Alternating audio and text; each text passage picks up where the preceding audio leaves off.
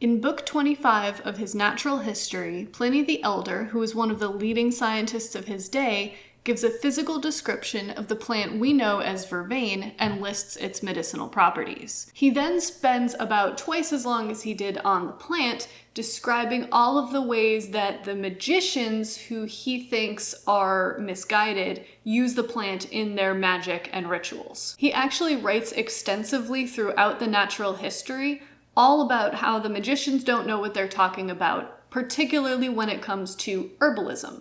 So what was herbalism in the ancient world? Who practiced it? And what did people think about it? Let's get into it.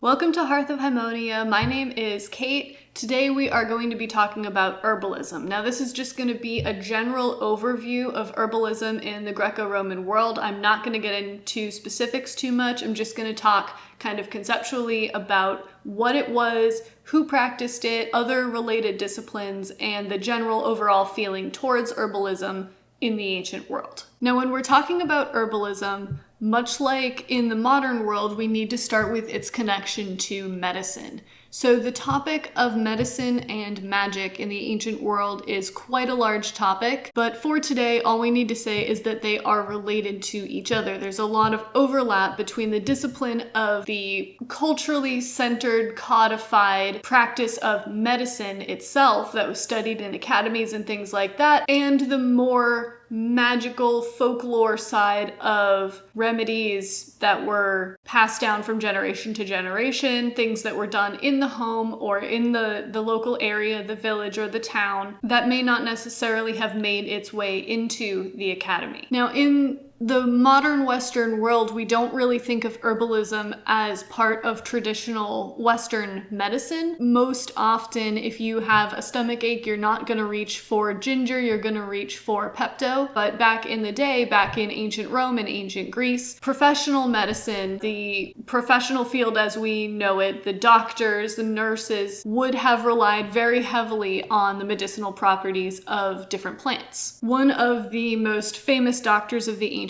world, probably the most famous doctor of the ancient world, was Hippocrates, and he wrote extensively on how your diet affects your overall health and certain herbal treatments for different ailments. I'm going to put a link in the description. All of his texts are translated into English and they are available for free online, so I'm going to put that link in the description. So medicine relied heavily on herbalism as one of its main focuses. In religious contexts, and again, magic and religion overlap quite a bit. It's hard to define either one of them in the ancient world, but we know that herbs and plants were a big part of traditional state religion in Rome and in Greece. If you saw my videos about the Vestals, I don't remember which one, whether it was part 1 or part 2, I talked about how the Vestals are responsible for making this stuff called the mola salsa, which is this barley preparation that was used in sacrificial offerings. And plants themselves were used as offerings in their own right. So for example, a common offering to Apollo was bay leaves, common offering to Venus was rose petals, and things like that. So herbs and plants in general were a big part of Rome and Greece's religious life, as well as its medical life, and these fields are both related to magic. Just one more example of the overlap. In the agricultural treatise of Cato the Elder, he talks about putting wormwood under you when you sit down for a long journey. I'm guessing he's talking about being on horseback. He doesn't give a reason why wormwood helps relieve pain. Just sitting on it is supposed to help. So it's not necessarily like a scientific remedy. It's not studied and tested. There's no scientific method going on. It could be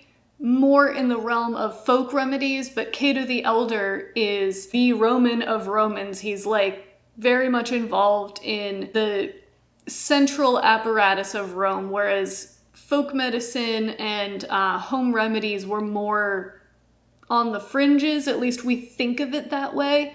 But it's clear that Cato the Elder, even though he's someone who would largely reject witches and magical practitioners in general, he does use these kind of folk herbal remedies in his own writings and in his own life, presumably. So this is why it's a little bit tricky to get from one discipline to the other, to get from medicine to magic and find the distinction between the two, because a lot of times they are overlapping. So in the case of Cato and others, we can see how it's difficult to make a strong distinction between magic and medicine, or in other cases, magic and religion. And this is because all of these disciplines are interrelated. And the way that people thought about them was a little bit difficult to pin down. Cato the Elder might be a Roman traditionalist. He might be a fan of the state religion and doing things by the book. And he might look at a witch or, the village cunning folk or whoever he's looking at and say that that person is misguided, just like Pliny the Elder said that they're misguided. But at the same time, use some of the same techniques and tactics that they're using to conduct his own life. When it comes to herbal remedies, and I'm talking about both medicinal and magical here, it is a little bit difficult to trace who was practicing these things. And this is because a lot of knowledge was passed down orally. So you'll get traditional texts like Hippocrates and Dioscorides, and even Pliny the Elder with all of his herbal medicine that he wrote down. A lot of times remedies would have been passed down orally from father to son or mother to daughter or apprentice to student. So it's really hard to say who all practiced herbalism in the ancient world, but I think it's safe to say that, at least going by the example of Cato the Elder and others, I think it's safe to say that everybody had at least a little bit of knowledge about plants and how to use them, either medicinally or otherwise. Now, if you lived in the city and you got sick, chances are you would probably seek out a local doctor. But if you lived in the countryside, care was done largely in the home or in the village, in the local community, in rural contexts, just because of the difficulty of getting to a doctor's office. This is how these home remedies kind of develop, is out of necessity. And then in the urban spaces, it was easier for doctors and the field of medicine in general to become professionalized, to become a field of study, experimentation, sharing knowledge, and eventually writing things down and learning from the texts. Galen was a very influential medical writer, and his medical texts were used and taken as gospel in the professional medical community for quite a long time. The thing about herbal magic in the ancient world is it's different from other aspects of ancient life in that the archaeology is basically non-existent. Unlike other materials like stone or metal, plants are biodegradable and they disappear from the record quite quickly. It's difficult to trace them. There are ways of doing archaeobotany where you look at soil samples and you figure out what kinds of plants would have been in that context, but it's very difficult to say what they were used for, whether they were put there on purpose or whether they were natural. If they were put there on purpose, is that just because they were food? Or was it because they were being used in religious rituals, or were they being used for magic? It's very difficult to say. So we don't have a lot of archaeology to help us understand herbal magic. We do have notes and references here and there in different magical texts, but on the whole, our knowledge is very limited. What we do have is Greek and Latin literature that are fictional accounts of magical encounters, witches, magicians, that can help us understand if not the specifics of how plants were used in magic, at least the concept of using herbs in magic. The rest of this video is going to be focused largely on the fictional literature that's available to us because that's our best examples. The earliest reference to herbal magic comes from Homer's Odyssey, which is great because it's one of the earliest texts we have. So right from the beginning, we're getting references to herbal magic. So Odysseus, the hero of the Trojan War, one of the heroes of the Trojan War, is on his way home. He finds himself on an island that belongs to the demi-goddess/witch Circe, and he is warned by the god Hermes that she's going to try and use her magic against him, just like she did against his crewmates. Hermes gives him this heads up and tells him that he needs to basically come up with like a counter spell. Hermes gives Odysseus this plant and it's called moly, and we don't really know what this plant is. There aren't very many references to it in the ancient world, so it's kind of hard to figure out what plant this is supposed to be, whether it's a plant that actually exists on Earth or whether Homer or the Homeric authors made it up. Hermes gives Odysseus this plant, and the plant is supposed to protect him from Circe's magic. So if we're talking in modern witch terms, we can say that the correspondence or one of the correspondences of this plant is protection. As Greek history and Greek literature develop, we get this word to describe anyone who works with herbs in a medical or magical or otherwise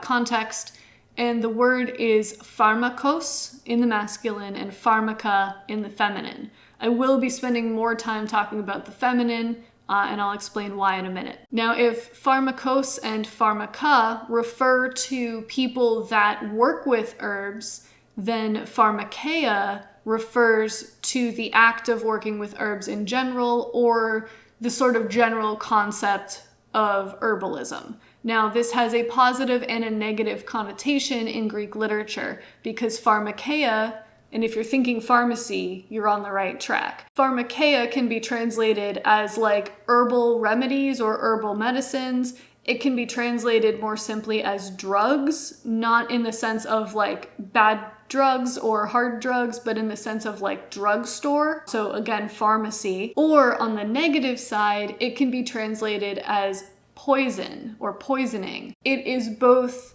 the art of herbal remedy and the art of using herbs for harmful purposes. So if you are a pharmakos or a pharmaka or someone calls you that, it's a little bit ambiguous because you could be just a doctor who specializes in herbal medicine, or you could be a poisoner. So this word is playful in Greek literature because sometimes it's used to describe things that are good, sometimes it's used to describe things that are harmful. An interesting example, and probably the most readily available example, is the witch Medea.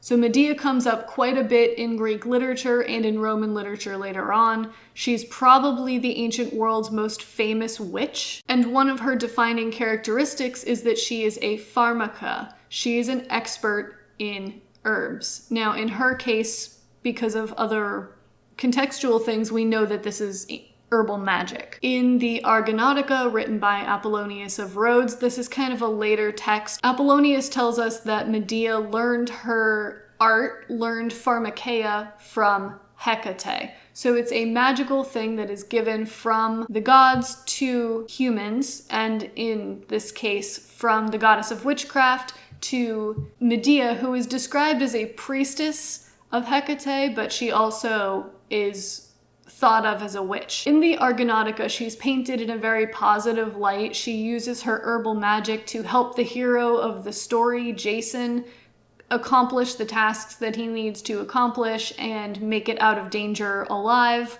on numerous occasions. But we know from other texts that Medea also used her herbs to hurt people, to poison people, and ultimately to kill people. And this is very influential throughout Greek and Roman literature. The idea that a witch uses her magic to poison people or to harm people, you know, maybe they're not poisoned, but they're like negatively affected by herbal magic, that becomes a very common thing.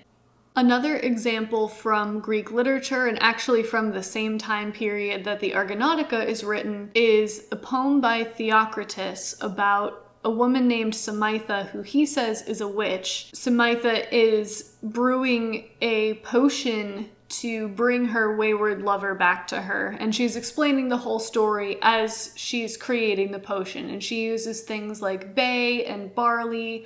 All these herbs go into this magic spell, and there's other magical elements as well that are not related to herbalism in the poem itself. I think what Theocritus is doing in this poem is using the example of Samitha to warn against women who dabble in magic, not to get involved with them romantically. Now, we can talk at another time about love magic in the ancient world and the different views of whether it was helpful or harmful, and also in the modern world that debate is still going on. But the point of Theocritus's poem is to show Samitha doing this love spell to bring this man back to her, this guy who's not interested in her anymore.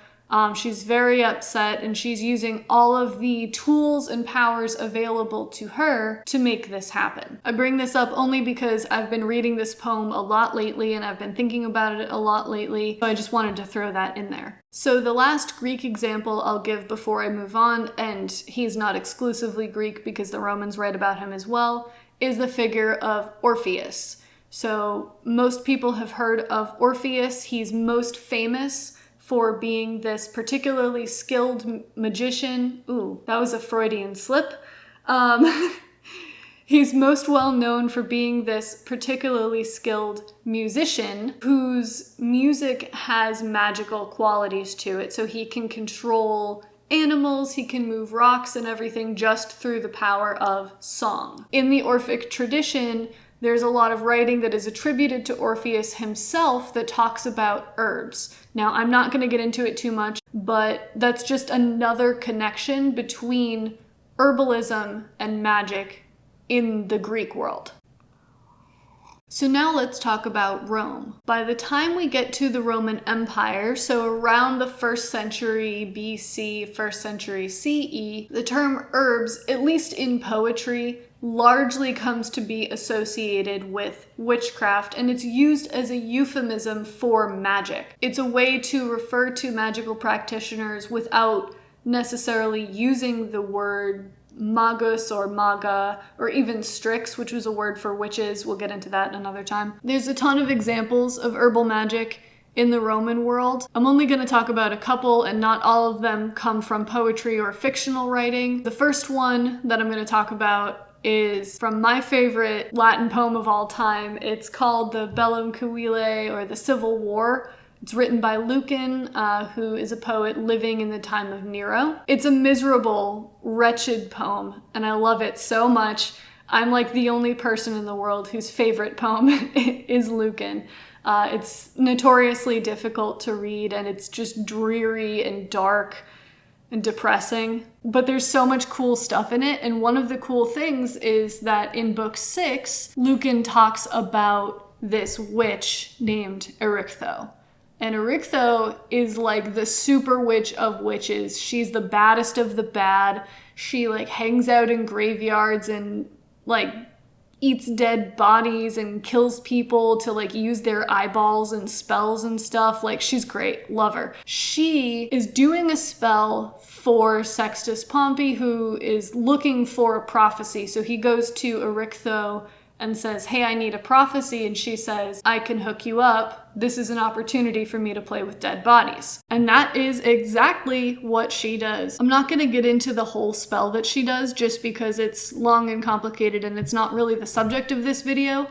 But I do want to read to you from Susan Braun's translation of Lucan's Civil War, which I think is a really, really good translation. This one right here. So I'm going to read to you a few lines. So Erichtho is constructing her potion, and she puts in a bunch of other stuff, body parts, animal parts, so on and so forth.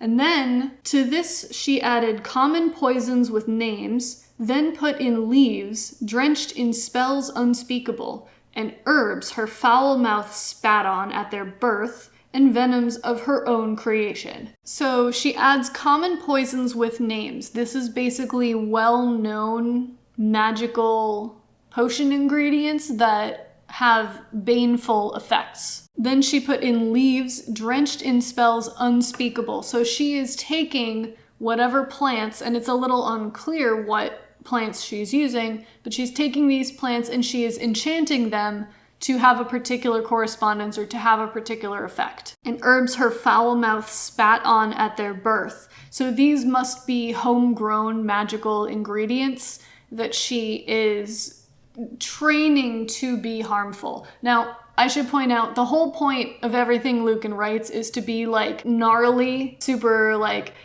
over the top, scary, like gory almost in like a bad horror movie kind of way. Gory and violent and sketchy to the point of like being funny. Every single thing that she does is like the most over the top negative thing. So this is just so much fun. We shouldn't use this to say that like this is what witches were actually like.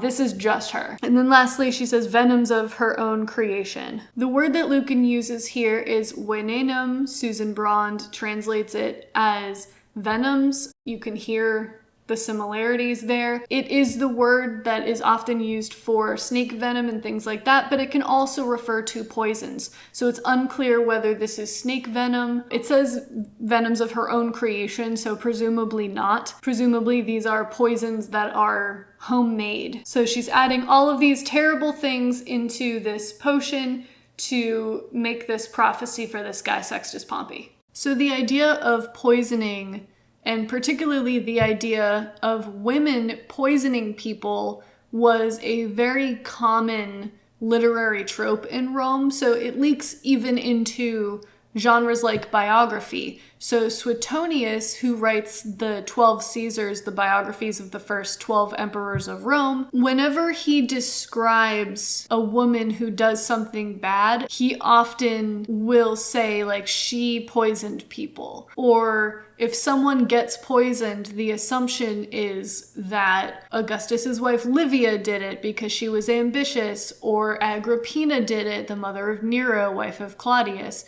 because she was ambitious. I don't know that we can put any stock in these kinds of accusations just because it was so common as a literary device, and just because it was a very easy way to point the finger at somebody and say, this lady was bad. There's a lot more we could say about stuff like that. Typically, if a woman wants to have somebody killed, she will often either poison them herself or get someone to poison them. That's just the way that it's written. So suffice it to say that in Rome, potions, herbs, poisoning were all very common descriptors of witches. And if you see the word for herbs, you should be imagining a magical context here. Now, what's the point of all of these examples? I'm trying to show here that this was a very well-known practice. Herbalism was so popular that it made its way into literature all over the place. And magic was so common and witches were such a common literary figure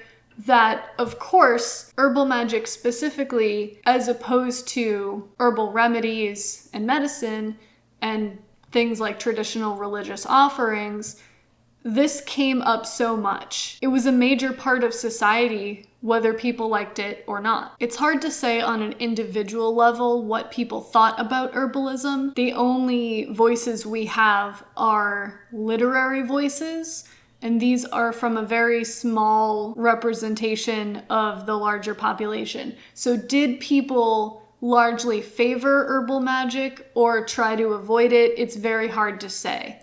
All we can say is that in poetry and in other genres like biography, herbal magic was often described in a negative way and used as an example to paint certain people in a bad light. I want to come back to Pliny because Pliny gives us a really good case study for whether herbalism was widely accepted or not in the ancient world. Pliny spends 9 out of 37 books of his natural history talking about all of the beneficial properties of herbs, gives physical descriptions, talks about their natural occurrence and how to use them, and he talks about the ways that they're helpful in healing different ailments of the body. When it comes to herbal medicine, Pliny is absolutely on board. But he immediately follows these 9 books with another book describing in detail the ways that herbs are used in magic.